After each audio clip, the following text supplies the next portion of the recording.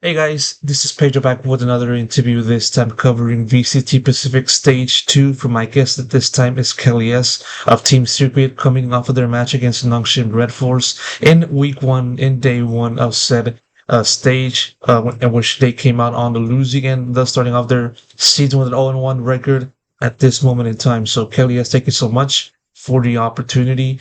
Obviously not the Thank you ideal way to also. start off. Thank you so much. And obviously not the ideal start to stage two for yourself. So I want to ask you first and foremost, how are you feeling? What's the vibe of the team like after this match? Think uh don't know what I feel right now, but I'm pretty sure we will look back to the game and fix some things and go from there. Most definitely. And, kind of diving into the series for a little bit. The team started off relatively well on Sunset, winning 13-8. And then obviously Nongshim slowly but surely got the momentum in map 2 and especially in map 3 and in Ascent and Lotus respectively. Walk me through how you guys were able to start off on the right foot in Sunset and then kind of like what happened from that point on.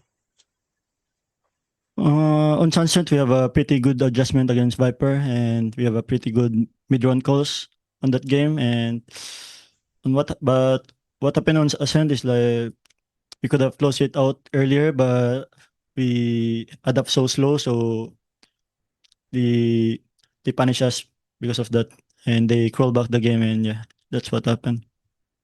What aspect of the game did Nongshim show that made it difficult for you guys to counter? I think the game is pretty simple for me, but the only problem is that we're hesitating our movement as a team, and it's like we're scared of facing the enemy, So I think that's what where we gonna focus next time to fix it, and then yeah, go from there. Interesting you said that about like the mentality on that stuff because that's what basically Meow said in the press conference about like just being too scared. You know, Yep. did that really happen like at stage or in map 2 and then obviously in map 3? Did that kind of like did you feel like that Uh, was happening at the time as it was transpiring? I think it only happened on map 3. Like, we're really lost on the attack side. It was, yeah, as I've said, we're hesitating a lot on our movement, and yeah, they punish us because of that. Course, and kind of now want to go back onto map 1. There was an interesting a switch from the usual comps that this team has been showing. You were put on the breach, and Zespears was on the neon. I want to ask you about that switch. What made it favorable for you guys to look at that map and say, okay, we'll just put you onto breach and your teammate onto neon.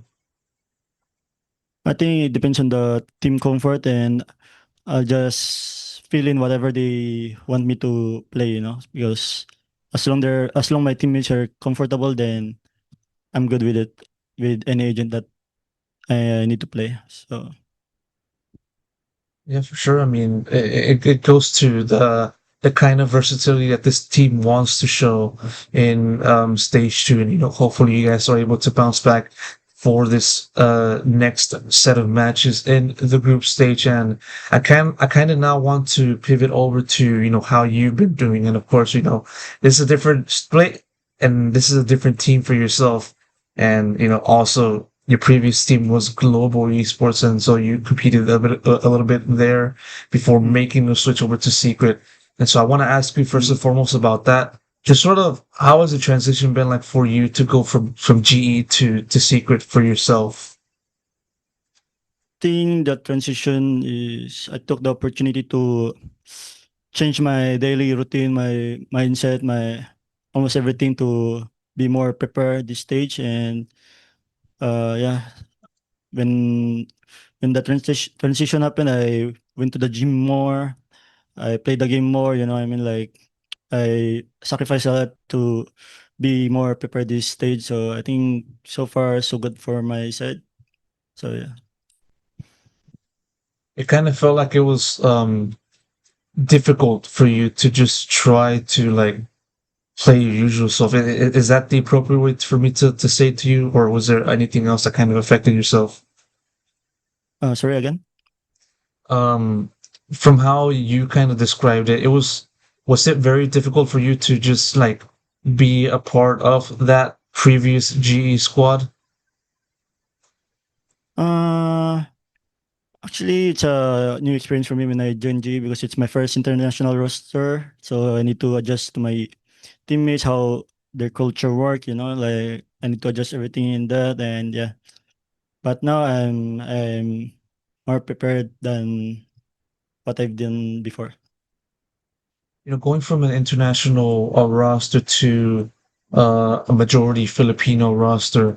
I mean, for someone like yourself, a fellow Filipino player, one would go through, one would make that switch and be like more comfortable. You got people, speaking the same language and having the same kind Mm-hmm. of culture, eating the same food, all of that good stuff. Mm-hmm. Do you feel like now you're more comfortable in this kind of environment now for yourself, given that you have more Filipino teammates than before?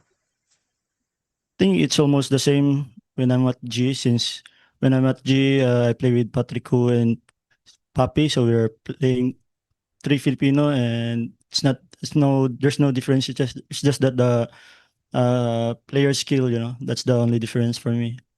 Nothing Okay. much. Okay. And another thing that I want to ask you, just sort of your new teammates. And when I say that, I want to ask you more specifically about, CSBW and also, of course, Nizzy, those people that join alongside you at the same time. Um, how have you viewed their contribution to the team, and also for SSBW? Um, how have you viewed his IGLing, and how does that kind of compare to the different IGLs that you've been a part of? Uh, what makes them special is the vibes they're bringing to the team, and they're easy to work with. And for this views IGL is very new for me because uh he got a different idea, and when I play on G, there's also different idea like Crystal is IGLing. So all what I'm doing is just help him to be more comfortable with the IGL role, so we can make it work. In that sense, are you like more so like the secondary shot caller or anything like that? Basically, yes. Okay. And I want to also ask you about those that were already a part of the team, in Envy and Wild Oreo. What have they been like for yourself as a teammate and just welcoming you into the team and just having to like fit into the system that they've been a part of before? Mhm. I think they welcome me with open arms, and they're very easy to work with, and I'm very surprised about Envy because of his skills. And yeah, I'm just being a sponge, learning from him also since he's a great player to play with. And yeah, we can see that in the stage. You know, Coming up in your next match is of course your former team GE. Do you have like extra motivation to face off against them, or is it just like same as usual?